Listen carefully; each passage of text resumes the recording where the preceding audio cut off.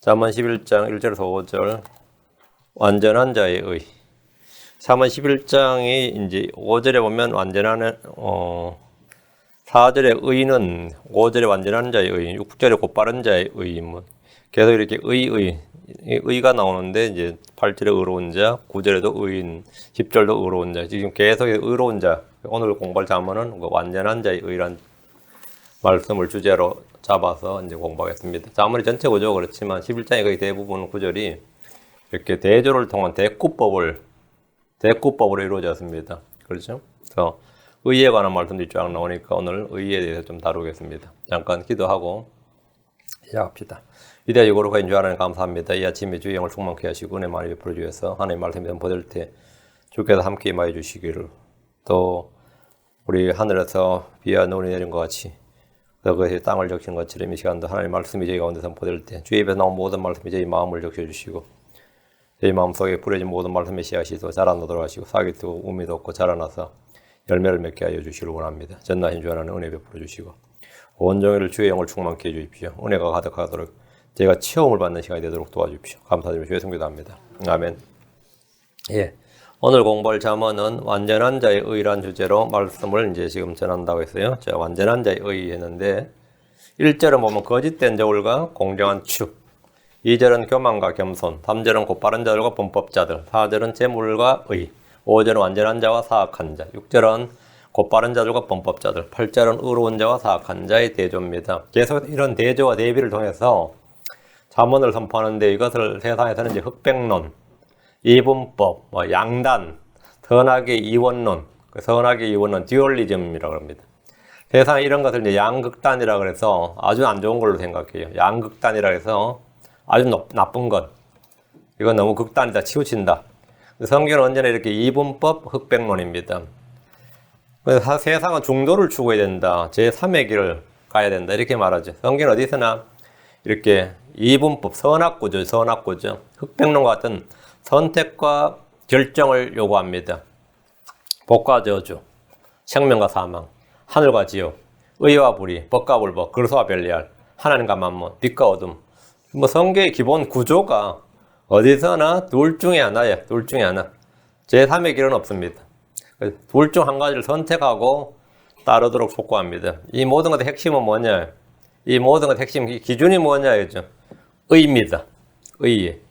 의는 성경의 모든 진리에 등장하는 뿌리에 해당합니다. 의가 없는 사람이니까 뭐죠? 의가 있는 사람은 의인이죠. 의가 없는 사람은 불의한 자죠. 죄인입니다. 의가 없는 사람은 불의한 자예요. 의가 없는 교제, 불법의 교제입니다. 어둠의 사귐입니다. 의가 없는 도시, 불법의 도시입니다. 의가 없는 민족은 멸망합니다. 의가 없는 사랑은 헐리우드의 사랑이죠. 의가 없는 소득, 불의한 소득입니다. 의가 없는 종교, 우상숭배입니다. 의가 없는 교회, 사탄에 해당입니다. 의가 없는 사역자, 거짓 사역자입니다. 의가 없는 법이 제정되는데 의가 없어요. 불법이죠. 의가 없는 법은 불법입니다. 의가 없는 왕, 어때요? 불의한 왕이죠. 의가 없는 재판, 부당한 재판입니다. 재판은 형식이고, 요식적인 행위고, 거기에 정의가 없어요. 공의가 없단 말이에요. 그런 재판은 뭐죠? 하나만 한 재판이죠. 의가 없는 재판, 부당한 재판입니다. 의가 없는 거래가 뭐죠? 불공정한 거래라고 합니다. 의가 없는 정치는 폭정이라고 그러죠. 인도에 마하트마 간디라고 있거든요. 유명한 사람이죠. 그 양반이 한 유명한 말이 있어요. 철학 없는 정치, 도덕 없는 경제, 노동 없는 부, 인격 없는 교육, 인간성 없는 과학, 윤리 없는 쾌락, 헌신 없는 종교. 이런 걸 다 헛된 것이다. 이것이 나라를 좀먹는 것이다.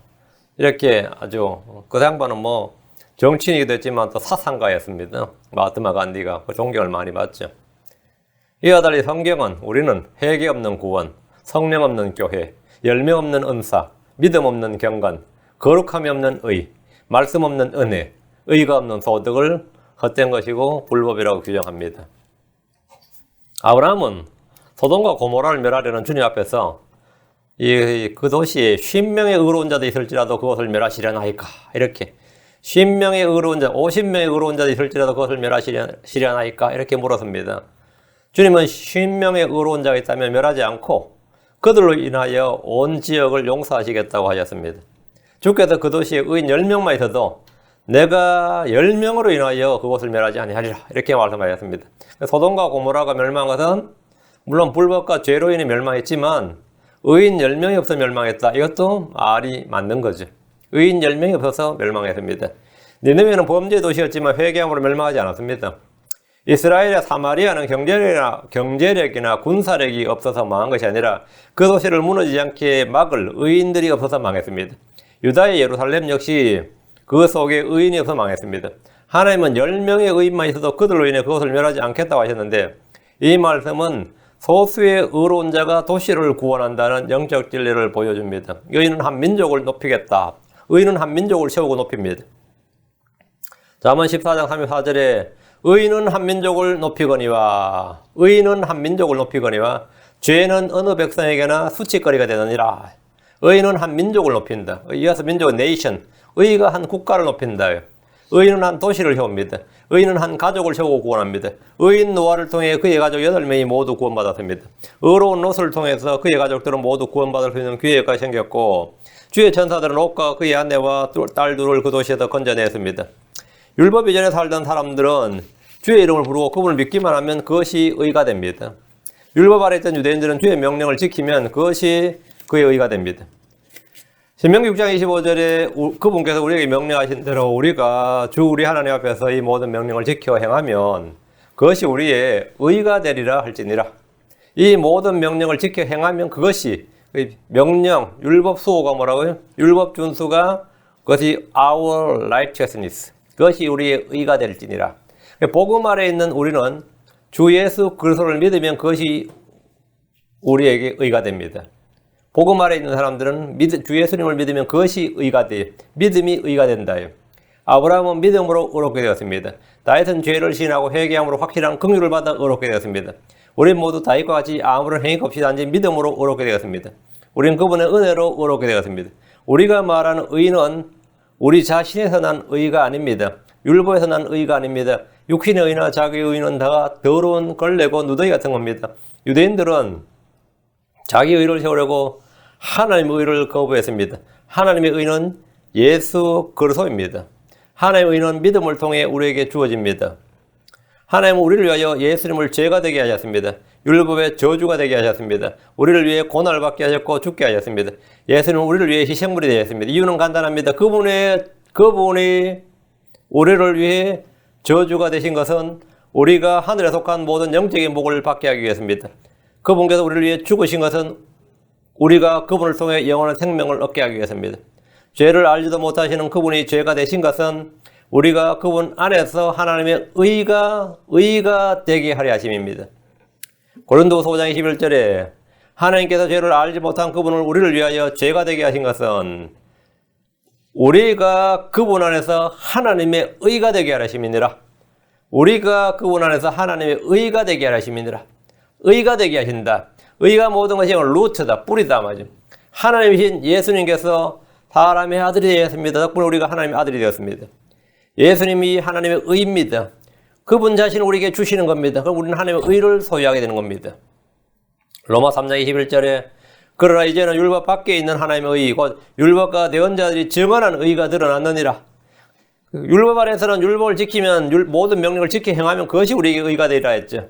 그런데 율법 밖에 있는 하나님의 의, 율법 밖에 있는 하나님의 의, 율법이 없이 밖에라는 게 without law예요. 율법 밖에. 그 the righteousness of God without law. 율법과 대언자들이 증언한 의가 드러났느니라. revealed, 계시되었느니라. 율법 밖에 있는 하나님의 율법과 대언자들이 증언한 의가 계시되었다. 드러났다. 이게 뭐예요? 복음은 하나님의 의가 계시되었나니. 복음을 통해 드러났다. 이거. 무슨 의가? 하나님의 의가. 의는 율법을 지켜서 하는 거는 옛날에 예적 드러난 거고 그게 아니고 율법 밖에 있는 율법 없이 의로 하나님의 의로 얻는 방법. 율법 밖에 있는 하나님의 의, 율법과 대언자들이 증언한 의가 계시가 되었는데 이 말은 영이요 말씀이신 하나님께서 자신이 사람의 몸을 입고 사람이 되셔서 자기 위해 종의 형체를 입으시고 사람이 되시고 육신을 입고 이 땅에 자신을 드러내신 거예요. 하나님의 의가 revealed, 보이지 않는 하나님의 의가, 영이신 하나님의 의가 말씀이 하나님의 의가 이제 구체적으로 육화가 된 거예요. 드러난 거죠. 드러내셨다. 하나님은 자신의 독생자 예수 그리스도를 통해 자신의 사랑을 드러내셨습니다. 예수님의 죽으심과 부활을 통해 자신의 의를 밝히 드러내셨습니다. 이 의는 믿는 자에게 미치는 의입니다. 로마 3장 22절에 그것은 곧 예수 그리스도의 믿음으로 말미암아 모든 자에게 미치고 믿는 모든 자 위에 임하는 이게 컴. 믿는 모든 자 위에게 오는 하나님의 의인이 거긴 차별이 없느니라. 유대인들은 이 의를 알지 못해서 하나님의 의에 복종하지 않았습니다. 이 의는 복음에 계시되어 있습니다. 로마 1장 17절 복음은 하나님의 의가 믿음에서 믿음까지 계시되어 있나니 이것은 기록된 바 의는 믿음으로 말미암아 의는 믿음으로 살리라 함과 같으니라. 이미 앞서 말씀드린 것처럼 의는 모든 것의 뿌리다 했습니다. 의는 율법에서 중대한 것입니다. 의가 없는 구원이나 의가 없는 화평이나 의가 없는 믿음이나 의가 없는 사랑은 모두 거짓입니다. 진정한 화해와 화평이 아니라 그 의가 없는 화평이 아니면 의가 없는 화평이면 어떻게 되는 거죠? 그건 잠시 휴전인 거죠.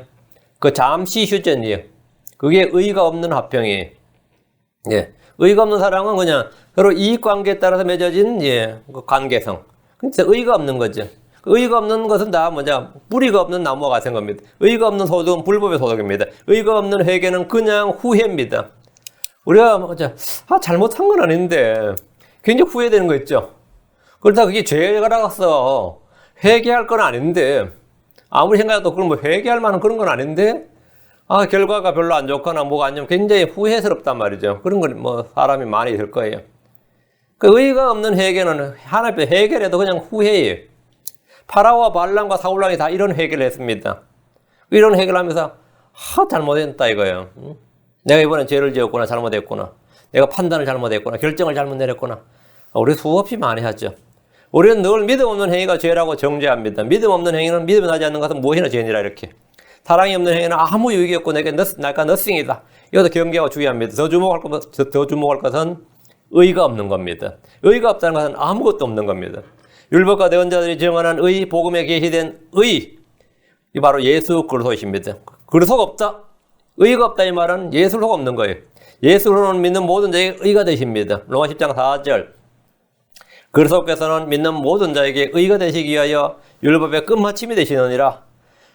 예수 그리스도께서는 믿는 모든 자에게 의가 되시기 위하여 예수님 자신이 우리의 의가 되시기 위하여 율법의 끝마침이 되시느니라. 주님이 the end of the law 했다. 율법의 끝마침이 되시느니라. 율법의 끝마침이 되시느니라. 이 의는 율법에서 난 것이 아니고 나의 행위나 나 자신에 난 것이 아닙니다. 빌립 3장 9절에 율법에서 난 내 자신의 의가 아니라 그리스도의 믿음을 통한 의고 믿음으로 말미암아 하나님에서 난 의를 소유한 즉 그분 안에서 발견되리 함이니라. 그리스도의 믿음을 통한 의, 믿음으로 말미암아 하나님에서 난 의, 이 의를 소유한다. 우리는 율법에서 난 내 자신의 의, 육신의 의, 행위의 의, 율법의 의 그런 게 아니고, 그리스도의 믿음을 통한 의, 믿음으로 말미암아 하나님에서 난 의, 하나님에게서 난 의. 이것이 바로 율법 밖에는 하나님의 의, 율법과 대언자들이 증언한 의, 복음에 계시된 하나님의 의, 이런 거죠. 우리는 믿음으로 죄의 사면을 얻고 그 죄만 용서받은 것이 아니라 믿음으로 그분의 의를 얻었습니다. 자, 그럼 본문을 보겠습니다. 자, 11장 와서 잠언 11장 1절. 거짓된 저울은 주께 가져간 것이나 공정한 추는 그분께서 기뻐하시는 것이니라. 거짓된 저울, 이제 false balance. 밸런스가 안 맞아요. false balance. 요즘 저울은 그냥 갖다 올리면 되는 거죠. 옛날 저울은 이렇게 저울 아시죠? 요즘 애들 이거 알지는 모르겠네. 거짓된 저울, 그다 추가 있어요. 예전에 저희들이 쌀가마니 달 때도 그걸로 해서 두 사람이 번쩍 들고 추를 쫙 이렇게 하면 그 쌀가마니도 80kg 이런 것들도 그 추로 다 달았어요. 예전에는 그렇게. 근데 그게 뭐냐면 그 추가 잘못되면 저울이 잘못되고 추가 잘못되면 이제 이상한 거죠. 거짓된 저울은 주께 가져간 것이나 공정한 추는 그분께서 기뻐하시는 것이니라. 거짓된 것은 무엇이나 주께 가정합니다. 거짓된 저울, 거짓말하는 입술은 주께 가정합니다. 잠언 12장 22절에 거짓말하는 입술은 주께 가지한 것이나 진실하게 행하는 자들은 그분께서 기뻐하시는 자들이니라. 거짓말하는 입술은 주께 가지한 것이다. 거짓된 저울도 주께 가지한 것이고 거짓말하는 입술도 가지한 것이고 또 잠언 20장 3절 서로 다른 추는 주께 가지한 것이요 거짓된 저울은 좋지 못한 것이니라. 서로 다른 추는 주께 가지한 것이다. 우리가 이중잣 때 그러죠. 거짓된 저울 서로 다른 추란 상거래에서 부당한 이익을 얻기 위해서 사용하는 속임수입니다. 이제 가장 일반적으로 이것은 사람을 판단할 때 잣대로 흔히 사람들이 다 가지고 자기 마음속에 가지고 있는 거죠. 의의가 없는 소득을 얻기 위해서 거짓된 저울을 사용해서 장사하는 이들이 있습니다. 저울에 눈금을 속이고 대를 속이고 서로 다른 추를 사용하는 것, 서로 다른 자로 재는 것 등은 거짓이고 속임수여 불법으로 의의가 없는 것으로 주께 가증한 것입니다. 저는 어릴 때 시골에서 농산물을 팔 때 저울에 눈금을 속이는 장사치들, 다른 추를 사용하는 사람들 많이 봤습니다. 많이 봤어요. 팔 때 쓰는 저울과 살 때 사용하는 저울이 달랐어요. 그래서 우린 시골로 대를 많이 쓰는데 대가 집집마다 크기가 틀려요. 근데 장사꾼의 대는 꼭 두 개입니다. 살 때 쓰는 대와 팔 때 쓰는 대가 달라요. 그 살 때는 자기 대 내가 봐도 대가 좀 커요. 한 대가 뭐 대가 저리 크냐 싶어. 그걸로 담아. 그러고 나서 자기가 팔 때는 다른 데 또 끄집은 대가 있는데 생각보다 작아요. 근데 그게 굉장히 자연스럽더라고 그게. 그 장사는 다 이래 해요 그래. 그 제가 어릴 때 딱 봐도 야 이거 황당하다. 응? 황당하다. 그렇게 뭐 순박한 농부리 그런 말 다 소리입니다. 다 사람은 거짓된 겁니다. 순박한 농부, 순박한 어부 그런 거 없습니다. 순박한 강부 그런 거 없어요. 순박한 판사 그런 거 없어요. 응? 순박한 교수, 순박한 교사 그런 거 전혀 없습니다. 그런 거 직업은 그 사람의 인성과 양심과는 아무런 관련이 없습니다. 죄와 직업은 아무런 관련이 없어요. 그런 거 아무것도 없어요. 그 저울에 눈금을 속이고 말이죠. 이렇게 하는 게 다 가장한 건데 시장에서 장사꾼들의 대나 말의 크기가 제각각으로 다른 것도 제가 자주 봤는데 그건 다 주께 가장한 것이다. 거짓된 저울은 주께 가장한 것이고 공정한 추는 주께서 그분께서 기뻐하시는 겁니다. 저울, 추, 대, 말, 자. 자는 룰러, 잣대. 자는 모두 뭔가를 달거나 재는 데 사용되는 것인데 우리가 사용하는 저울, 추는 주의 말씀입니다. 무엇이든 성경으로 판단하고 성경으로 달아보고 성경으로 잽니다. 성경이 우리의 추고, 대고, 잡니다. 그걸 뭐 성경이 우리의 뭐다? 캐논, 이걸 뭐냐? 잣대, 이걸 정경, 거죠. 성경이 우리의 척도입니다. 남에게는 율법의 잣대를 갖다 대고 자기에게는 긍휼의 잣대를 갖다 대면 그거는 거짓된 저울입니다.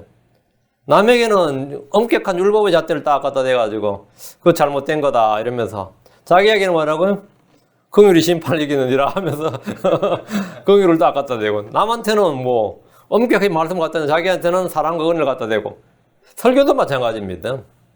막 설교 때마다 11조나 주일 성서에 대해서는 뭐 늘 설교하면서 지옥과 죄와 불법에 대해서 책망하는 설교는 거의 하지 않는 건 그 false balance예요. 그건 공정한 추가 아닙니다. 거기 죄에 대해서는 11조에 대해 설교하는 것보다 죄에 대해 설교하는 진짜 100배는 더 많이 해야 됩니다. 100배는 더 많이 해야 돼. 그래야 그게 밸런스가 맞는 거예요. 밸런스가. 지옥에 대해서는 최소한 20배, 30배 더 많이 설교해야 돼요. 근데 항상 은혜만 설교하면 되는 거죠. 그건 false balance, 주께 가지한 겁니다. 주께 가지한 거예요. 오늘날 죄와 불법에 대해서, 지옥에 대해서 거의 뭐 책만한 설교를 광내에서 거의 하지 않는 그건 전부 다 거짓된 저울, 불공정한 추입니다. 그 다 주께 가지한 거다. 마태복음 7장 2절에 너희가 무슨 판단으로 판단하든 그것대로 판단을 받고 너희가 무슨 척도로 재든 그것대로 너희가 다시 평가를 받으리라. 무슨 판단으로, 무슨 척도로, 무슨 척도로 재든 이 말씀처럼 사람들은 저마다 자신의 저울과 자신의 추와 자신의 잣대를 가지고 있습니다. 그리고 그걸 가지고 판단합니다. 그냥 오나 하고 웃으면서 교회 다니는 것 같아도 속으로는 교회 사람 다 판단하고 있습니다. 다 판단하고 있어요. 다. 첫날부터 처음 교회 들어올 때부터 이 주차장에서부터 판단을 해요. 차가 많네, 적네부터 해가지고 주차해 난 풀부터 이 교회는 관리가 되네, 안 되네. 교회가 제대로 되는 교회는 이렇게 풀이 이런 데 안 나거든요. 그러더라고. 제가 오늘 교회를 방문했는데 제가 같이 방문했던 분이 이 교회 안 되는 교회래. 그래서 교회가 6층짜리로 굉장히 좋았어요. 내가 교회 건물 전부 대리석이야. 밖에. 그런데 이 교회 지금 안 되는 교회래. 왜 그러냐니까 교회가 되는 교회는 여기 이런 데 풀이 이렇게 나 있을 수가 없대. 거기서부터 이미 판단하고 들어가더라고요. 판단하고. 저같이 판단하는 사람이 드물더라고. 다 판단하는 거예요. 목사방에 들어오면서 이게 더러운지 한지 보고 이 교회가 잘 돌아가는지 안 돌아가는지를 딱 보면 들어오면서 문 열면서부터 딱 판단하는 거예요. 딱 판단하는 거예요. 이야. 그래서 전부 다 사람들은 자기 판단, 자기 척도가 있습니다. 자신의 잣대가 있다고요. 그런데 주로 잣대가 뭐냐면 외모죠. 일단 첫인상, 외모. 외모 딱 보니까 사람이 온화해 보인다. 날카로워 보인다. 인색해 보인다. 그런 거 있죠. 외모. 다음에 뭐죠? 재물. 그래도 그 사람 돈 좀 있는 사람이야. 재물. 다음에 인품. 다음 학력. 세탁소 아저씨인데, 나중에 돌려 나왔다, 니까 사람이 달라 보여요. 세탁소 나왔다는 거, 세탁소 아저씨인데, 그렇게 이야기야. 사람이 달라 보인다, 이거. 학력이 있다, 이거요. 다음, 그 사람 가면 누구 자식이다. 어느 집안이다. 권력, 인기, 재능. 저 사람 재주 많은 사람이다. 이 평가 요소가 굉장히 많습니다. 굉장히 평가 요소가 많은데, 저마다 사람을 재는 나름 판단의 척도가 있습니다. 여러분의 척도가 뭡니까? 여러분의 잣대가 뭐예요? 마가복음 4장 24절에 또 그분께서 그들에 이르시되 너희가 듣는 것에 주의하라. 너희가 무슨 척도로 재든지 그것대로 평가를 받으리니 듣는 너희가 더 많은 것을 받으리라. 우리는 우리가 사용하는 척도로 남을 평가하지만 그 척도로 평가를 받게 됩니다. 누가복음 6장 38절 우리가 남을 재는 척도하죠. 그 녀석 뭐 아는 것도 없어가면 니는 아는 거 있냐 그러죠. 똑같이 평가를 받는 거죠. 똑같이. 그 사람 그냥 돈만 긁어 모아서 그냥 아주 악착까지 긁어 모아서 그 사람 딱 평가 디스카운트 딱 까면 닌 제대로 벌었냐? 이런 식이에요. 그래서 내가 재는 척도 다시 그 사람 마찬가지라고. 그럼 듣는 사람 똑같이 판단해요. 지는 뭐 딱 그렇게 나와요. 그 사람 뭐 좀 아냐? 그럼 니는 아는 거 있냐? 그죠? 똑같은 식으로 딱 척도, 네가 재는 척도로, 너희가 무슨 척도로 재든지 그대로 평가를 받으려니, 네가 무슨 척도로 재든지. 우리는 우리가 사용하는 척도로 남을 평가하지만 그 척도로 평가를 받게 됩니다. 누가복음 6장 38절에 주라 그리하면 너희에게 줄 것이니 곧 후이되어 누르고 함께 흔들고 넘치게 하여 사람들이 너희 품에 안겨주리라. 너희가 재을 때서는 바로 그 척도로 너희가 다시 평가를 받으려 하시니라. 주님께서 이거 복음서마다 다 한마디 하신 말씀이에요. 우리는 외모로 사람을 판단하지 않고 의로운 판단으로 판단해야 됩니다. 우리는 남을 판단하지 말고 서로를 판단하지 말고 이를 판단해야 됩니다. 자기 자신을 판단해야 됩니다. 성경 말하기를 공정한 저울과 공정한 추와 공정한 에바와 공정한 신을 취할지니라. 나는 너희를 이집트 땅에서 데리고 나온 주 너희 하나님이니라. 이렇게 했습니다. 신명기 25장 15절에 오직 너는 완전하고 공정한 추를 두고 완전하고 공정한 대를 둘지니라. 그리하면 주 내 하나님께서 내게 주시는 땅에서 내 날들이 길리라. 그러니까 일상생활에서 좀 공정한 추, 공정한 대를 두라 이거예요. 일상생활에서 우리 일상생활에서 어떤 사람을 대할 때 똑같은 잣대를 갖다 대라. 똑같은 잣대로. 공정하다는 것은 나와 남에게 똑같이 해야 된단 말입니다. 근데 우리가 사람이 감정이 있다 보니까 감정적으로 친밀한 사람하고 안 그런 사람하고 공정이 되기 참 어렵죠. 몇 년 전에 한국에 선거가 있었는데 그 선거판에 등장한 유명한 명구가 있었어요. 아마 제가 볼 때는 가장 지금까지 선거판에서 제일 명구였던 것 같아요. 기회는 평등할 것입니다. 과정은 공정할 것입니다. 결과는 정의로울 것입니다. 제가 그거 딱 듣는데 놀랍더라고요. 저 문구를 누가 만들었지 싶더라고요.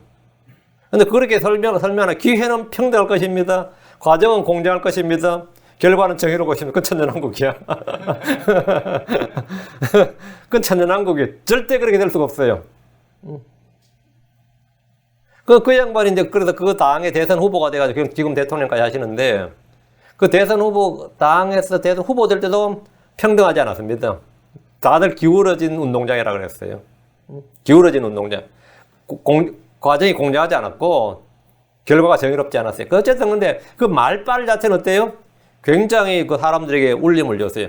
이 사회가 공정한 사회인가? 정의로운 사회인가? 이 과정이 평등한가? 기회가 평등하게 주어지는가? 안 그렇죠. 이 땅에서 정치나 경제나 사회는 물론이고 법조계, 학문, 예술, 스포츠 어느 분야에도, 심지어 이 종교계에도, 이 기독교계에도 평등한 기회와 공정한 과정, 이거는 주어지지 않습니다. 그런 건 없어요. 이 목사 사회만 해도 귤과 인맥이 얼마나 중요한지 모릅니다. 이 목사 사회는.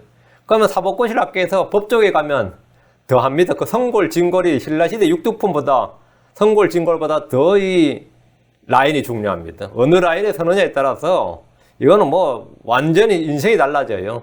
인생이 달라져요. 그 라인이 없는 사람은 평생 지방법원 돌다가 말이죠. 지방법원, 가정법원, 뭐 교통계 이런데 청소년, 뭐 이혼법 이런 것만 하다가 그냥 은퇴하는 거예요. 그런 것만 하다가 그러다가 뭐 제대로 줄을 잡아야지. 육사 나와서 별자리까지 올라가는 데도 마찬가지예요. 그 별자리는 그냥 올라가는 게 아닙니다. 능력으로 다 헛소리입니다. 그런 거 없어요. 그 공정한 절, 공정한 추, 공정한 에바, 공정한 흰. 아, 이거 참. 주님께서 이렇게 하라고. 우리 이렇게 하라고 하지만, 어느 세상에도 이렇게 안 됩니다. 이렇게 안 돼요. 교회 내에도 정의로운 결과는 기대할 수가 없습니다. 사람은 본성 속에 탐욕과 이기심을 따라 생각하고 판단하고 행동하기 때문입니다. 기울어진 운동장이란 말대로 공정한 추와 저울은 없습니다. 공정한 추와 저울은 주의 것입니다. 잠언 16장 11절에 공정한 추와 저울은 주의 것이요 주머니 속의 모든 추도 그분께서 지으신 것이니라. 공정한 추와 저울은 주의 것이다. 주머니 속의 모든 추도 그분께서 지으신 것이니라. 이 말은 주의 말씀이 판단의 법도만이 주의 말씀인 판단의 법도만이 공정한 추, 저울이란 말입니다. 하나님은 사람 외모를 존중하지 않습니다. 주님은 외모를 중시하지 않습니다. 외모를 용납하지 않습니다. 주님은 외모를 받아들이지 않습니다. 이거 엄청난 말씀이에요. 하나님께서 사람 외모를 존중하지 않고 중시하지 않고 용납하지 않고 외모를 받아들이지 않는다. 그러니까 내가 만약에 주님께서 12제자 다 부르셨죠. 그냥 부르셨는데 또 뭐 나머지 제자는 주님을 따랐는데 만 주님께서 면접을 봤다 치면 거기는 외모를 쓰는 날이 전혀 없다 이 말입니다. 응? 어느 집안에 누구고 그런 거 전혀 중요하지 않다 이거죠. 학력이 뭐고 경력이 뭐고 이런 성질이 더러운지 다혈질인지 이런 것 이 성격조차도 근데 회사에서 사람을 뽑을 때는 어때요? 어떻게 하면 제대로 된 사람을 뽑을까 싶어가지고 그렇게 평가 요소를 다양화시킨 걸 다면 면접이라 그래요. 한 가지는 학력만 볼 수가 없는 거죠. 경력만 볼 수도 없는 것이고 그 대면 평가를 해서 그 사람의 성격까지도 좀 보고 싶어. 그리고 그 사람의 성격이 아니라 그 사람 잠재력까지도 좀 보고 싶은 거예요. 회사 입장에서는 그 사람의 잠재력까지도 보고, 물론 사람이 사람 보는 걸 봐낼 수가 없지만, 그걸 봐내기 위해서, 그걸 찾아내기 위해서 엄청난 이 시간과 인력을 투입을 해요. 그리고 평가 방법을 굉장히 교묘하게, 이 평가 받는 사람은 지금 무엇 때문에 이걸 나한테 쓰라고 하는지도 모릅니다. 이 외국계 회사들도 마찬가지입니다. 질문 항지가요, yes, no로 400개 이렇게 돼요. 근데 질문이 굉장히 쉽습니다. 근데 거기서 그 사람이 정직한지 아닌지 다 400개를 딱 해가지고 그 알고리즘이 굉장히 교묘하게 돼 있어요. 그래가지고 앞에 1번부터 50번 사이에 나온 질문에 yes, no 한 거하고 뒤에 나온 게 말이 살짝 바뀌어져 있는데 yes, no 틀리면 전부 다 그 사람, 이 사람 지금 다 거짓말 하고 있다는 게 다 드러나더라고요. 이 사람 지금 아주 그 면접이 아주 교묘하게 그 문구가 돼 있어요. 그 시간 한 2시간 주면서 뭐 일어날 때 예스 노가 모르는 사람도 그냥 하라는 거 예스 노만 쭉 예스 노 다 했는데 그거 가지고 다 튀어나옵니다. 근데 그런 걸 만들기 위해서 엄청나게 시간을 쓰는 거죠. 그 사람 법에 어긋나지 않게 그 사람을 평가해야 되거든요. 법에 어긋나지 않게 그 사람을 평가하고 찾아내기 위해서. 근데 하나님께서는 뭐라고요? 외모를 존중하지 않는다. 제가 그래서 뭐 가진 재주가 조금 있습니다. 그 하나님께서 이건노를 해본다. 제가 좀 인물은 좀 됩니다. 이건노를 한다고. 제가 좀 학력은 좀 있습니다. 하나님께서 이건노를 하나님의 외모를 용납하지 않는다. 외모를 받아들이지 않는다. 야, 이거 정말 하나님께서 이거는 엄청난 이야기예요. 잠언 28장 21절에 사람들의 외모를 존중하는 것은 좋지 아니하니 그 사람이 빵 한 조각을 위하여 범법하리라. 사람들의 외모를 존중하는 것은 먼저 not good, 좋지 않다. 그 사람 굉장히 인격자라고 내가 막 존경하고 말이야. 그 사람 정말 대단한 사람이다. 절제력 있는 사람이다. 남을 배려할 줄 아는 사람이다. 이렇게 막 내가 막 떠받들고 존중해 줬는데, 그 사람 도둑놈이라는데 그러면 되죠. 그 사람이 빵 한 조각을 위하여 범법하리라. 그게 사람이다 이거예요. 그 목사님 대단하지. 그 사람 대단하지. 그 사람 살아있는 부처지. 천사 같은 사람이지. 진짜 인격자지. 그 사람 못 믿으면 세상 믿을 사람 없지. 진짜 믿을 한 명이 없는 거지. 그 사람 믿으면 안 되죠. 그 사람이 빵 한 조각을 위하여 범법하리라. 이게 사람이다 이거예요. 사람들이 그렇게 높이 평가하는 사람이 이 정도다 이거예요. 성경은 반복해서 외모를 중시하지 말라 그럽니다. 야고보서 2장 1절에 내 형제들아 영광의 주곧 우리 주 예수로의 믿음을 가지고서 사람들의 외모를 중시하지 말라. 판단할 때 외모를 받아들이고 중시하는 것은 범법이고 그렇게 되면 나는 범법자로 확증이 됩니다. 야고보서 2장 9절에 너희가 사람들의 외모를 중시하면 죄를 범하고 율법에 의해 범법자로 확정되리라. 너희가 사람들의 외모를 중시하면 우리는 사람의 외모를 엄청 중요하죠. 그 사람 어느 학교 나왔느냐 지금 우리 학교 선생님들 우리 어릴 때 맨날 조사하는 게 너가 아버지 뭐 하시노? 그거였어요. 너가 아버지 뭐 하시노? 시골에서 다 농사 짓지. 근데 아버지에서 교사를 하든지 목사를 하든지 우리 기억은 그냥 참 드물어요.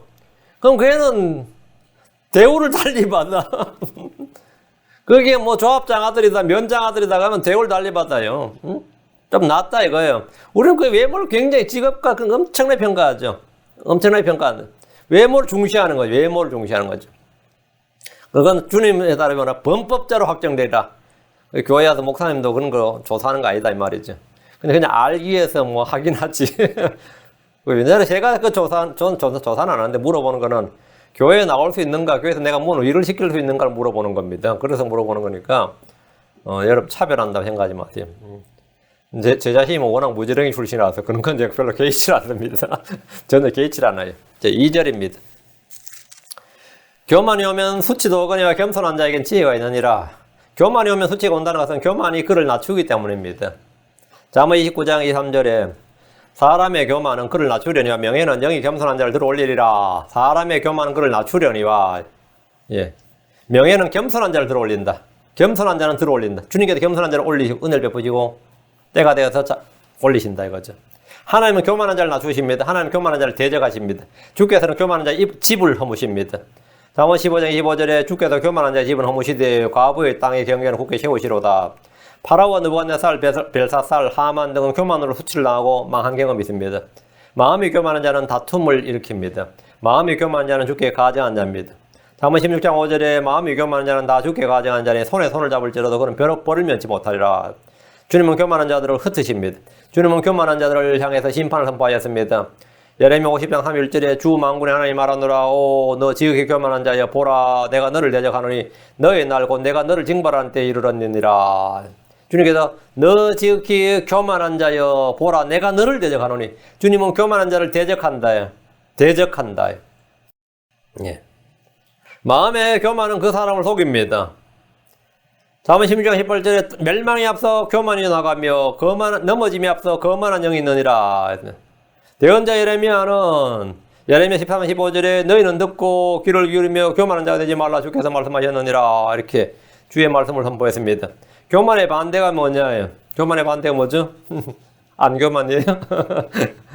교만의 반대가 겸손입니다. 겸손. 이 둘은 빛과 어둠, 그리스도와 벨리알처럼 반대되는 개념입니다. 모든 교만한 자녀들의 왕이 마귀입니다. 겸손의 왕은 예수님입니다. 루시퍼는 교만으로 하늘에서 떨어졌습니다. 그는 하늘 위로 올라가려 했지만 바닥 없는 구덩이로 떨어집니다. 주님은 겸손한 분이십니다. 주님은 지옥으로 내려가셨지만 하늘 위로 높임을 받으셨습니다.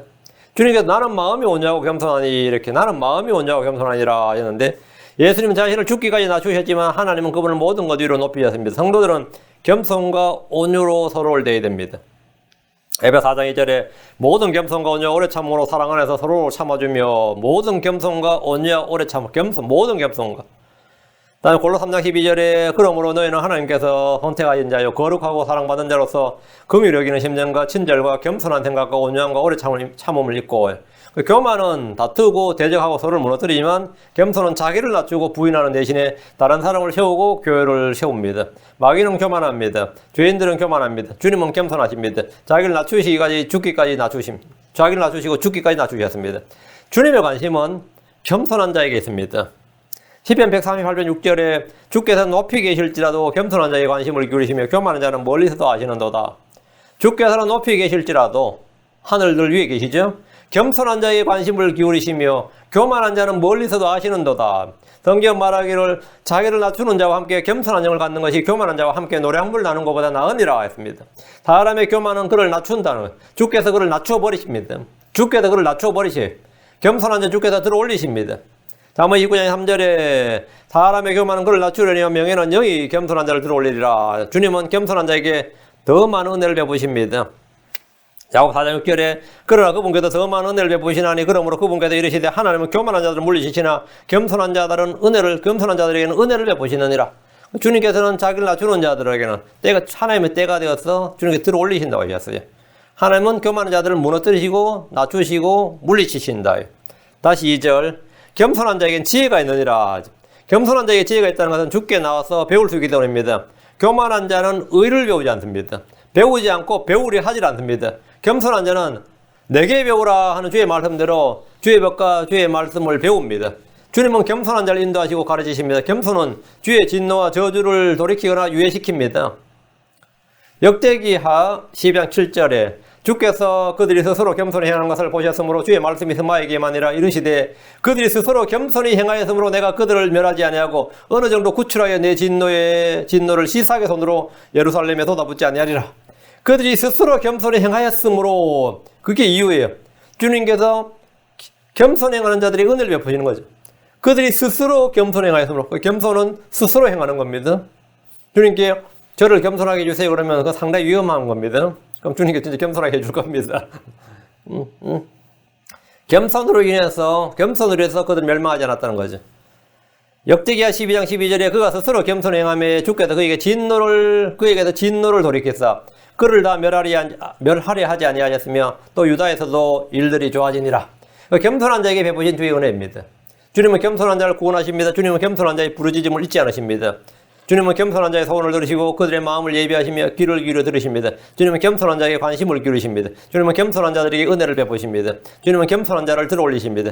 하나님은 우리에게 겸손으로 옷 입으라고 하셨습니다. 이것이 하나님이 요구하시는 겁니다. 미가서 6장 8절에 오 사람아 그분께서 무엇이 선한 것인지 내게 보이셨나니 주께서 내게 요구하시는 것은 오직 의롭게 행하고 긍휼을 사랑하며 겸손하게 내 하나님과 함께 걷는 것이 아니냐. 겸손하게 하나님과 함께 걷는 것, 겸손하게 의롭게 행하고 긍휼을 사랑하며 겸손하게 함께 걷는 것, 이것이 주님이 요구하시는 것이다. 3절 다시 잠언으로 11장 3절 곧바른 자들의 순전함은 그들을 인도하려니와 범법자들의 거역함은 그들을 망하게 하려다. 곧바른 자와 범법자의 대조입니다. 곧바른 자들의 순전함, 범법자들의 거역은 대꾸를 이루는데 잠언의 기본 구조가 이런 대조 대꾸법입니다. 주의 얼굴은 곧바른 자를 보십니다.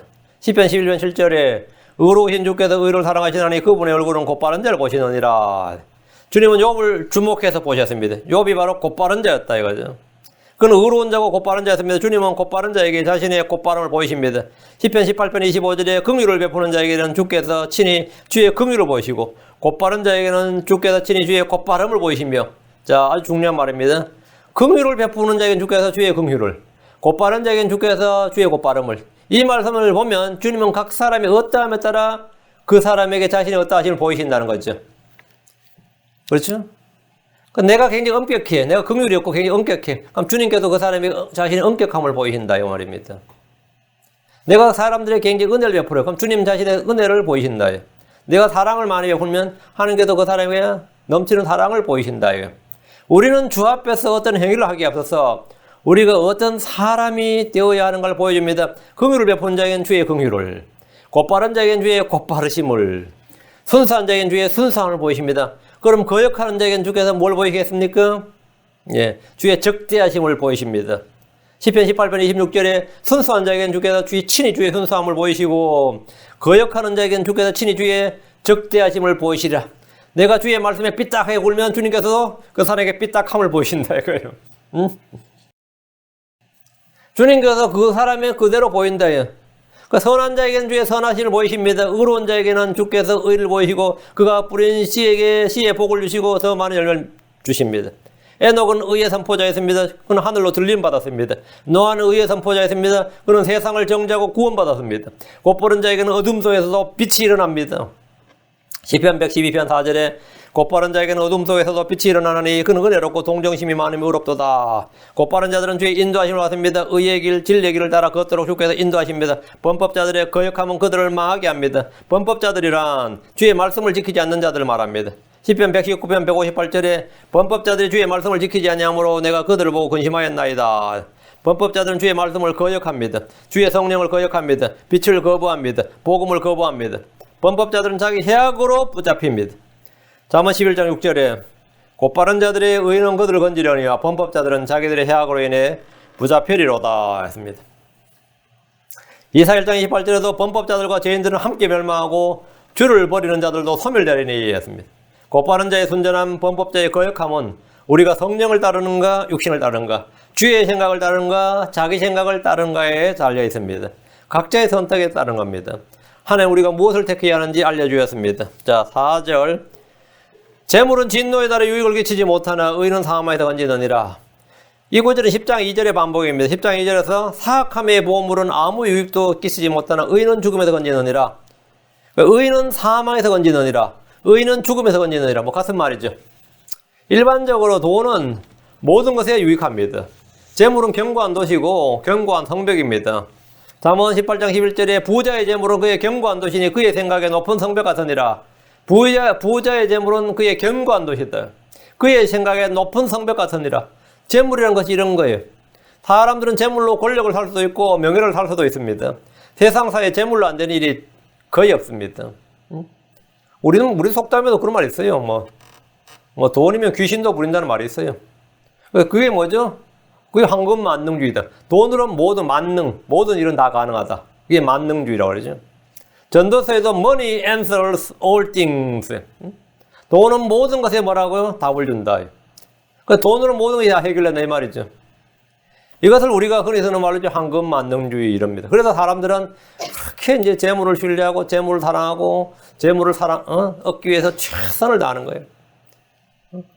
제가 참 요즘 회개하는 게 많아요. 여기 뭐냐면 돈 벌기 위해서도 저렇게 사람들이 애를 쓰고 악을 쓰는데 내가 그 하나님의 말씀에 이 보활케 위해서 내가 너무 게으르구나 생각 많이 들어요. 막 그 시장통에서 일하는 아줌마들도요. 새벽 4시, 5시에 일어나가지고 오늘 장사할 거 다 준비하고 말이죠. 그러다가 밤 12시가 일해요. 언제 그 사람들이 자는지 모를 정도로 그렇게 열심히 살기 위해서 말이죠. 돈을 벌기 위해서 그렇게 열심히 일합니다. 그렇게. 재물이요. 재물이 모든 것이요. 재물로 모든 게 가능하다 이거예요. 그래서 재물은 많은 친구를 만듭니다. 자, 잠언 19장 4절에 재물은 많은 친구를 만드나 가난한 자는 자기 이웃으로부터 격리되느니라. 그런데 이런 재물도 이 세상에서 안 될 거, 이거 없으면 못할 것이 없을 것 같은 이런 재물도 진노의 날에 유익을 끼치지 못합니다. 진노의 날이란 주의 심판이 집행되는 날을 말합니다. 역사적으로는 아시리아 바빌론의 침략으로 이스라엘과 유다가 멸망하는 날이에요. 그 날에 부자들 아무 소용없습니다. 전쟁 나면 부자라는 게 아무 의미가 없죠. 교리적 예언적으로는 대환란이 됩니다. 또 하나는 백보자 심판 때, 신왕자 심판 때입니다. 하지만 재물은 진노의 날에 유익을 끼치지 못하나 이 말씀대로 재물로 구원을 받을 수 있는 사람은 아무도 없습니다. 의가 없는 재물은 사라집니다. 오히려 재물이 있으면 그 집이 먼저 타겟이 되는 거죠. 전쟁 났을 때 재물이 있으면 그 집이 먼저 타겟이 되는 거죠. 그 집부터. 돈 있는 놈부터 치는 거죠. 그거 뺏어야 되니까. 예. 사람들은 더 많은 재물을 얻기 위해서 불의와 불법을 저지르면서 필요악과 갈래라고 합니다. 그러나 주님은 그런 재물에 대해서 이렇게 말씀하셨습니다. 야고보서 5장 2절 3절에 너희의 재물은 썩었고 너희의 옷은 좀 먹었으며 너희의 금과 은은 부식되었으니 그것들의 녹이 너희를 대적하는 증인이 되고 불같이 너희 살을 먹으리라. 너희가 마지막 날들을 위해 재물을 함께 모아 쌓아두었도다 했습니다. 큰 바빌론의 재물은 1시간 내에 없어졌습니다. 진노의 날에 사람을 건지는 것은 재물이 아니라 뭐다? 의다. 의는 사망에서 건지느니라. 이 말씀은 진노의 날에 확실히 입증됩니다. 잠언 11장 6절에 곧바른 자들의 의는 그들을 건지려니와 범법자들은 자기들의 해악으로 인해 붙잡히려다. 곧바른 자들의 의는 그들을 건지려니와 건진다.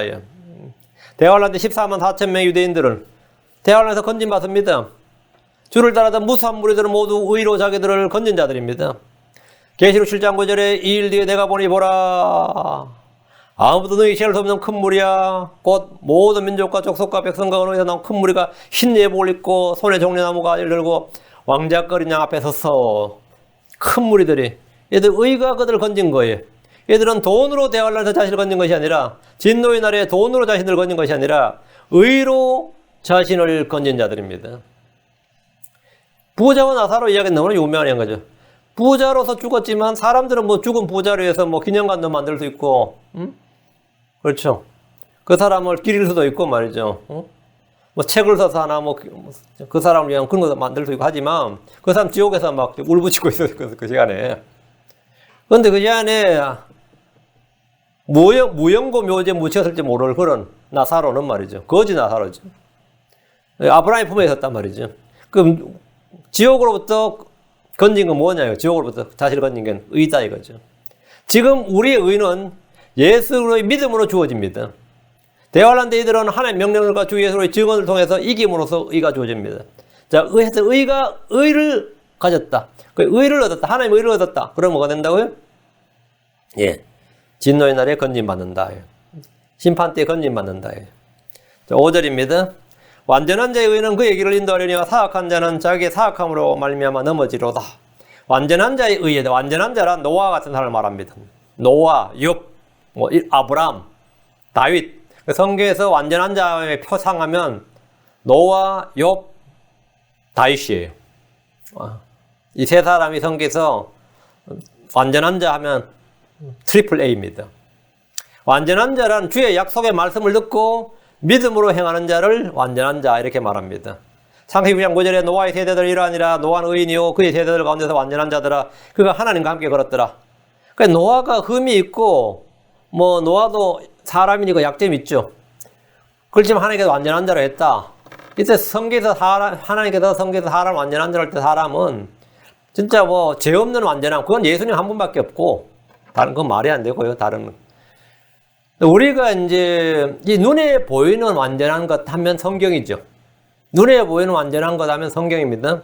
우리 킹제임스 성경 하면 눈에 완전한 것이고, 그러니까 노아가 아니면 다윗이 아브라함이 죄도 짓고 흠도 있었지만 뭐 거짓말도 좀 치고 그렇죠.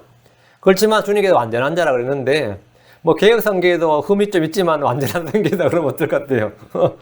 그 논리를 거기다 대입해 버리면 진짜 그 완전 황당한 거예요. 근데 그런 논리를 전개하는 그래서 제가 진짜 황당했어요. 성경에는 그렇게 적용하면 되죠. 성경은 하나님의 호흡, 영감으로 주어진 거니까 사람의 작품이라면 뭐 톨스토이 작품이나 뭐 빅토르 휴고 작품이나 그렇죠. 그거 대단한 거죠. 그런 거 대단하다. 뭐 진짜 작품이 완벽하다 이런 말 쓰지만 그런 완벽함하고 사람에게 되는 잣대하고 하나의 작품에 같은 잣대를 내면 그게 폴스 밸런스다. 그죠? 그 같은 잣대가 아니에요. 노아가 창세기 6장 9절에 보면 노아의 세대들은 이러하니라. 노아는 의인이요 그의 세대들 가운데서 완전한 자더라. 노아는 의인 완전한 자. 그가 하나님과 함께 걸었더라. 노아는 주님과 동행했고 의의 선포자였고 주의 말씀을 믿었어요. 믿었으니까 의인이죠. 그리고 그 말씀을 믿고 믿음으로 행했으니까 이제 완전한 자라 그래요. 성경에서 사람에게 완전한 자라 할 때는 말씀을 믿고 그 말씀대로 행하는 사람을 완전한 자라 합니다. 하나님은 아브라함에게 너는 내 앞에서 완전할지니라 그래. 왜? 자기 마음대로 하가를 취해서 애 놓고 재밌게 사니까 그때부터는 13년 동안은 아브라함이 한 가지 그전에 하던 일을 안 한 거예요. 그게 뭘 같아요? 12년 75세 아브라함이 주에 부르심을 받아 가나안 땅으로 갔죠. 약속의 땅으로 가는데 75세에 그 75세에 가는데 12년 동안은 주님께 늘 기도하고 바라고 간절히 했는데 12년이 지난 후에 한 명 자식을 낳았어요. 이게 이스마엘이에요. 그때부터 13년은 뭐라고요? 이제는 자식 구할 일이 없지. 자식이 있는데 자식 구할 일이 없어요. 그러니까 주님께서 99세에 아브라함이 99세에 주님께서 아브라함에 나타나셨어요. 아브라함이 99세였을 때 주께서 아브라함에 나타나 그에게 이르시되 나는 전능자 하나님이니라. 너는 내 앞에서 걸으면 완전할지니라. 너는 내 앞에서 걸으면 완전할지니라. 지금 너는 뭐라고요? 내 앞에서 걷지 않고 완전하지 않다 이거예요. 그래서 다시 하나님의 말씀을 믿고 이스마엘 구하기 전에, 이스마엘 얻기 전에 그 상태로 돌아가라 이거예요. 응? 다시 하나님께 자식을 구하고 하나님께 주시는 약속을 믿고 그거 구하라 거예요. 완전하란 말은 받은 약속의 말씀을 믿고 그대로 행하라는 거예요. 하나님은 이스라엘에게 너는 주 내 하나님께 대해 완전할지니라. 신명기 18장 13절에 주님의 명령이 너는 주 내 하나님께 대해 완전할지니라. 이게 뭔 말이에요? 들은 율법의 말씀대로 행하라 이 말입니다. 그게 완전할지니라 이런 뜻이에요. 이런 점에서 다윗은 완전한 자였습니다. 솔로몬은 다윗의 마음처럼 주 자기 하나님께 대해서 완전하지 않았습니다. 성경은 유다의 왕들에 대해 말할 때 다윗을 기준으로 완전한 자와 그렇지 않은 자를 나눕니다. 아비암은 완전하지 않았습니다. 아사는 평생토록 주 앞에서 완전한 자였습니다. 히스기야는 자신의 완전함을 주 앞에 토로하며 기도했습니다. 하나님 앞에 완전한 또 한 사람이 단연 욥입니다.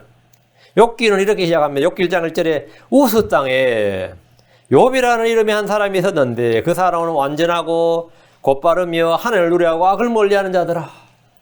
시작이 욥기 시작이 욥이라는 한 인물을 소개하는 거예요. 우스 땅에 욥이라는 이런 한 사람이 있는데, 우리가 옛날 옛적에 이런 사람이 있었는데, 뭐 이런 식이죠. 우스 땅에 욥이라는 한 사람이 있었는데, 그 사람은 완전하고 시작이 완전하고 곧바르며 하늘을 누려하고 악을 미워하는 자, 악을 멀리하는 자다 이랬어요. 욥은 완전하고 곧바른 사람이었습니다. 이 말씀에 따르면 하나님을 두려워하고 악을 멀리한 자가 완전한 자입니다. 하나님을 두려워하고 악을 멀리하는 자가 완전한 자예요. 욥기 1장 8절에 주께서 사탄에게 이르시되 내가 내 종 욥을 깊이 살펴보았느냐 그와 같이 완전하고 곧바르며 하늘을 두려워하고 악을 멀리한 자가 땅에 없느니라 하시니라. 하나님께서 사탄에게 욥을 자랑하는 거예요 지금. 사탄은 하나님께 늘 한마디 할 말이 있었던 거죠. 그게 뭐냐면 하나님 그렇게 하나님께서 긍휼이 많으시고 사랑이 많으시고 공의로우셔도 하나님 믿는 사람 중에 제대로 된 사람이 있어요. 그러면 하나님이 사탄 앞에 할 말이 있어 없어요. 하나님께서 그러시는데 전능자 하나님 당신의 종 중에 제대로 된 사람 하나라도 있어요. 이러면 하나님이 땅에서 쭉 의인은 없나니 하나도 없도다. 선을 행하는 자가 없나니 하나도 없도다. 이라는 거예요. 하나님과 사탄이 말할 때 하나님 사탄 앞에 꿀릴 게 하나도 없는데 하나님께서 자랑한 사람 중에서 괜찮은 사람이 있어요? 아브라함, 이삭, 야곱 이러면서 요셉 이러면 어떨 것 같아요? 하나님이 할 말이 없지. 아브라함 사실 그 제대로 된 사람입니까? 이삭은, 야곱은, 요셉은 다 개판이잖아요. 우리 아들이 어디서 뭔 들었는지 막 개판이다 그래요. 내가 깜짝 놀랐는데 이게 개판이란 말 어디서 들은 거야? 내가 한 말인가? 사탄이 하나님 앞에서 당신의 종들 중에 주의 이름을 부른 자들에서 제대로 된 인간 하나로 돼보세요. 그러면 하나님이 없어. 그런데 우스 땅에 욥이라는 한 사람이 있는데 하면서 지금 주님이 쫙 말씀하신 게 욥기 1장 8절이에요. 굉장히 자랑스러운 거예요. 내가 내 종 욥을 살펴보았느냐 그와 같이 완전하고 곧바르며 하늘을 두려워하고 악을 멀리한 자가 땅에 없느니라. 세상에 땅이 없다 이거예요. 그러면 사탄은 나는 더 많아요 그럴 텐데 그죠? 사탄에게 충직한 자기 아들까지 불 속에 태우는 그런 사람이 가나안 땅에 수두룩한데 자기 아들 딸을 그냥 불 속으로 갖다 바치고 그러는 사람들한테 뭐 있냐 이거예요. 주님은 자기 제자들에게 완전함을 요구하셨어요. 마태복음 5장 48절에 그러므로 하늘에 계신 너희 아버지께서 완전하신 것 같이 너희도 완전하라. 그럼 사람이 어떻게 완전해질 수 있습니까? 처음에 이 성경 읽을 때 이 마태복음 5장 48절을 제가 실족했어요. 뭔 하나님 아버지께서 완전하신 것 같이 완전하라. 이게 말이 되느냐? 우리 신이 되라는 말이냐? 이게 완전하라는 뜻을 제가 어떻게 했냐면 퍼펙트 말 그대로 무결점이 완전한 사람들아. 내가 천사가 되란 말이냐 신이 되란 말이냐 이게 대체 뭔 말이냐. 의인은 하나도 없다면서. 그런데 주님께서 그러므로 하늘에 계신 너희 아버지께서 완전하신 것 같이 너희도 완전하라 할 때 이거는 불가능한 것을 요구하시는구나. 이거는 생각이 들더라. 성경 어떻게 하면 우리가 완전해질 수 있느냐? 어떻게 하면 욥처럼 노아처럼 다윗처럼 아사처럼 될 수 있느냐 이 말이에요. 주의 말씀을 받아 열매를 맺으면 됩니다. 말씀을 받지만 대상 삶의 염려와 재물과 쾌락으로 숨이 막히면 완전한 이런 열매를 맺지 못합니다. 주의 말씀으로 경고를 받고 배움을 통해 완전한 자가 됩니다. 골로새 1장 28절에 우리가 그분을 선포하며 각 사람의 경고하고 모든 죄로 각 사람을 가르치면 우리가 각 사람을 그래서 예수님 안에서 완전한 자로 드리고자 함이니라. 여기 보면 각 사람을 완전한 자로 드리고자 함이니라. 그래서 각 사람에게 경고하고 모든 죄로 가르친다. 왜 우리가 하나님의 말씀으로 경고하고 가르치느냐? 하나님께서 앞에 완전한 자로 드리고자 합니다. 성경의 기록 목적이 우리를 완전하게 하는 겁니다. 디모데후서 3장 17절에 이것은 성경 기록은 하나님의 사람이 완전하게 되어 모든 선한 일에 철저히 갖추어지게 하려 함이니라. 완전하게 되어 모든 선한 일에 철저히 갖추어지게 한다. 두 번째, 주님의 족한 은혜로 우리가 완전하게 됩니다. 족한 은혜로. 고린도후서 12장 9절에 그분께서 내게 이르시되 내 은혜가 내게 족하도다. 나의 강한 능력은 약한 데서 완전해지느니라. 연약함에서 완전해진다. 그러므로 내가 오히려 크게 기뻐하노니 연약한 것들을 자랑하려니 이것은 그리스도의 권능이 내 위에 머무르게 하려 함이니라. 이 말씀은 능력의 부족은 전혀 문제가 되지 않는다는 진리를 보여줍니다. 우리에게 능력의 부족은 전혀 문제되지 않는다. 하나님 예수 그리스도를 통해 우리를 완전하게 하십니다. 사랑은 뭐냐? 완전하게 매는 띠입니다. 골로새서 3장 14절에 이 모든 것 위에 사랑을 입으라. 사랑을 완전하게 매는 띠니라. 율법은 아무것도 완전하게 하지 못합니다. 주 예수님은 거룩히 구별된 자들을 영원토록 완전하게 하십니다. 히브리서 10장 14절 그분께서는 거룩히 구별된 자들을 단 한 번 헌물을 드림으로 영원토록 완전하게 하셨느니라. 누구든지 그분의 말씀을 지키면 완전하게 됩니다. 요한일서 2장 5절에 누구든지 그분의 말씀을 지키면 그 사람 안에서 참으로 하나님 사람이 완전하게 되나니 이로써 우리가 그분 안에 있는 줄을 우리가 아느니라. 믿음의 행위를 통해 우리는 완전하게 됩니다. 야고보서 1장 25절에 누구든지 자유롭게 하는 완전한 복을 들여다보며 그 안에 거하는 자는 듣고 잊어버린 자가 아니요 그를 행하는 자니 이 사람은 자기가 행하는 일에서 복을 받으리라. 야고보서 2장 22절에도 내가 보거니와 믿음이 그의 행위와 함께 일하고 행위로 믿음이 완전하게 되지 아니하였느냐 했습니다. 우리가 서로 사랑하면 완전하게 됩니다. 요한일서 4장 12절 어느 때나 아무도 하늘을 보지 못하였을 때만 우리가 서로 사랑하면 하나님께서 우리 안에 거하시고 그분의 사랑이 우리 안에서 완전하게 되었느니라. 완전한 자의 의는 그의 길을 인도한다고 했습니다. 완전한 자의 의는 무슨 의죠? 믿음의 의. 하나님의 예수 그리스도입니다. 그 완전한 자의 의는 예수 그리스도는 말이에요. 그의 길을 인도하신다. 주님 자신이 길이다 이거죠. 사악한 자는 자기의 사악함으로 인해 넘어집니다. 실족한다. 마귀와 짐승과 거짓된 자와 그의 사역자들은 모두 자기의 사악함으로 말미암아 넘어진 자들입니다. 그럼 마귀와 그의 천사들이 그랬듯이 마귀의 종들, 마귀를 따르는 모든 이 세상 공중권대 잡은 자를 따르는 공중권대 잡은 영을 따르는 모든 사람들은 다 자신의 사악함으로 말미암아 넘어지는 겁니다. 자, 자신의 사악함으로 말미암아 넘어지지 않기 위해서 뭐 해야 되죠? 주의 하나님의 의, 완전한 의를 내가 소유하면 됩니다. 완전한 자의 의는 뭐냐? 완전한 자, 완전하신 분 예수 그리스도입니다. 완전한 자의 의라는 것은 뭐냐? 예수 그리스도가 완전한 자의 의입니다. 기도하겠습니다. 위대하고 거룩한 주 하나님 감사합니다. 하나님께서 도우시고 은혜를 베풀어 주셔서 이 시간 선포한 말씀들이 마음 가운데 잘 간직되도록 도와주시고 저희가 오늘 온전을 주의 영으로 충만한 또 주의 은혜로 넘치는 그런 시간, 주의 선한 말씀을 맛보아할 수 있는 그런 시간이 되도록 인도해 주시고 또 예배를 통해서 영을 회복하고 속 사람이 새롭게 되도록 도와주시고 더욱더 강건해지도록 해주시길 원합니다. 감사드리며 주의 손 기도합니다. 아멘.